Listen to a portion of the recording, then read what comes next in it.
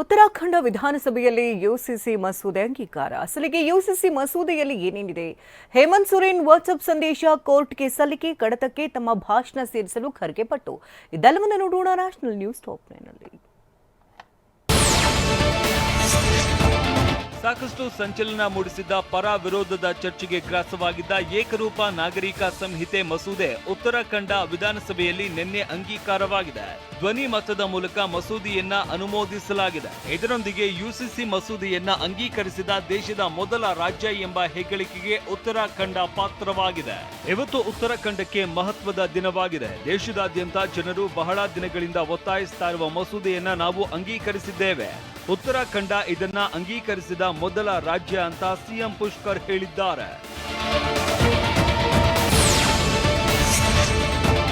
UCC ಮಸೂದೆ ಅಂಗೀಕಾರದಿಂದ ಪ್ರತಿಯೊಬ್ಬ ನಾಗರಿಕರಿಗೆ ಅಥವಾ ಧರ್ಮಾತೀತವಾಗಿ ಮದುವೆ, ವಿಚ್ಛೇದನ, ಜೀವನಾಂಶ, ಭೂಮಿ, ಆಸ್ತಿ ಮತ್ತು ಉತ್ತರಾಧಿಕಾರದ ಕುರಿತು ಒಂದೇ ಕಾನೂನು ಅನ್ವಯವಾಗಲಿದೆ.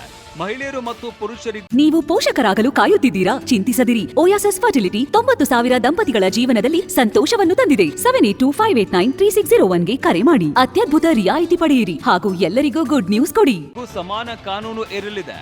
ಲಿವ್ ಇನ್ ರಿಲೇಶನ್ಶಿಪ್ಗೆ ನೋಂದಣಿ ಕಡ್ಡಾಯವಾಗಲಿದೆ.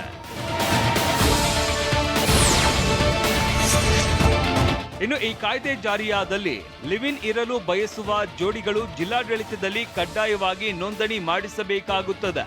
ಜೊತೆಗೆ 21 ವರ್ಷದ ಕೆಳಗಿನವರು ಲಿವ್ ಇನ್ ನಲ್ಲಿ ಇರಬಯಸುವುದಾದರೆ ಪೋಷಕರಿಂದ ಒಪ್ಪಿಗೆಯನ್ನ ಪಡೆಯುವುದು ಕಡ್ಡಾಯವಾಗಿರುತ್ತದೆ. ನೋಂದಣಿ ವೇಳೆ ತಪ್ಪು ಮಾಹಿತಿ ನೀಡಿದ್ದಲ್ಲಿ ಅಂತವರಿಗೆ 3 ತಿಂಗಳು ಜೈಲು ಶಿಕ್ಷೆ ಅಥವಾ 25,000 ದಂಡ ಅಥವಾ ಎರಡನ್ನೂ ವಿಧಿಸಬಹುದು.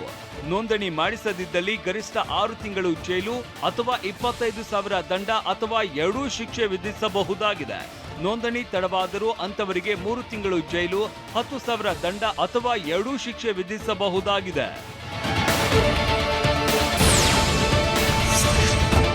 ಜಾರ್ಖಂಡ್ನ ಮಾಜಿ ಸಿಎಂ ಹೇಮಂತ್ ಸೊರೇನ್ ಮತ್ತು ಅವರ ನಿಕಟವರ್ತಿಯೊಬ್ಬರ ನಡುವಿನ ವಾಟ್ಸ್ಆಪ್ ಸಂದೇಶದ ವಿವರಗಳನ್ನ ಜಾರಿ ನಿರ್ದೇಶನಾಲಯವು ಹಣದ ಅಕ್ರಮ ವರ್ಗಾವಣೆ ತಡೆ ನ್ಯಾಯಾಲಯಕ್ಕೆ ಸಲ್ಲಿಸಿದೆ.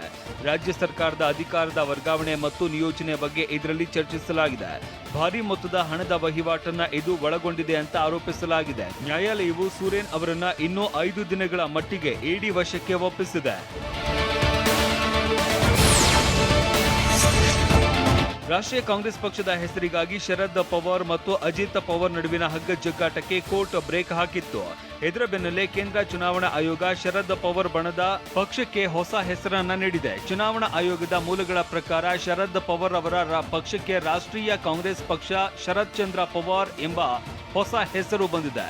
ಶರದ್ ಪವಾರ್ರ ಸೋದರಳಿಯ ಅಜಿತ್ ಪವಾರ್ ನೇತೃತ್ವದ ಬಣ ನೈಜ ಎನ್ಸಿಪಿ ಅಂತ ಕೋರ್ಟ್ ತೀರ್ಪು ನೀಡಿದ 1 ದಿನದ ಅಂತರದಲ್ಲಿ ಚುನಾವಣಾ ಆಯೋಗ ಈ ಹೆಸರಿಗೆ ಅನುಮೋದನೆ ನೀಡಿದೆ.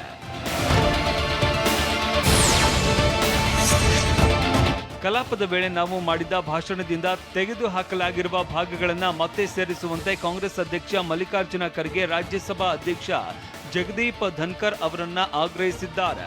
ಫೆಬ್ರವರಿ 2ರ ಶೂನ್ಯ ವೇಳೆಯಲ್ಲಿ ನಾನು ಪ್ರಮುಖ ವಿಚಾರಗಳನ್ನು ಉಲ್ಲೇಖಿಸಿದ್ದೇನೆ. ಆದರೆ ನಾನು ಮಾಡಿದ ಭಾಷಣದಿಂದ 2 ಪುಟಗಳನ್ನು ತೆಗೆದುಹಾಕಲಾಗಿದೆ. ನಾನು ಭಾಷಣದ ವೇಳೆ ಯಾರದೇ ಹೆಸರನ್ನ ಹೇಳಿಲ್ಲ ಅಥವಾ ನಿಯಮಗಳನ್ನ ಉಲ್ಲಂಘಿಸಿಲ್ಲ. ಹೀಗಾಗಿ ನನ್ನ ಭಾಷಣದ ಭಾಗವನ್ನ ಮತ್ತೆ ಕಡತಕ್ಕೆ ಸೇರಿಸಬೇಕು ಅಂತ ಖರ್ಗೆ ಆಗ್ರಹಿಸಿದ್ದಾರೆ. ಇದಕ್ಕೆ ಪ್ರತಿಕ್ರಿಯಿಸಿರುವ ಧನ್ಕರ್ ಈ ಬಗ್ಗೆ ಪರಿಶೀಲಿಸುವುದಾಗಿ ತಿಳಿಸಿದ್ದಾರೆ. ಪ್ರಧಾನಿ ನರೇಂದ್ರ ಮೋದಿ ತವರು ರಾಜ್ಯ ಗುಜರಾತ್ನ ಶಾಲೆಗಳಲ್ಲಿ ಇನ್ನು ಮುಂದೆ ಭಗವದ್ಗೀತೆಯನ್ನ ಬೋಧಿಸಲಾಗುತ್ತದೆ. ಈ ಕುರಿತು ಗುಜರಾತ್ ವಿಧಾನಸಭೆಯು ಅವಿರೋಧವಾಗಿ ನಿರ್ಣಯ ತೆಗೆದುಕೊಂಡಿದೆ.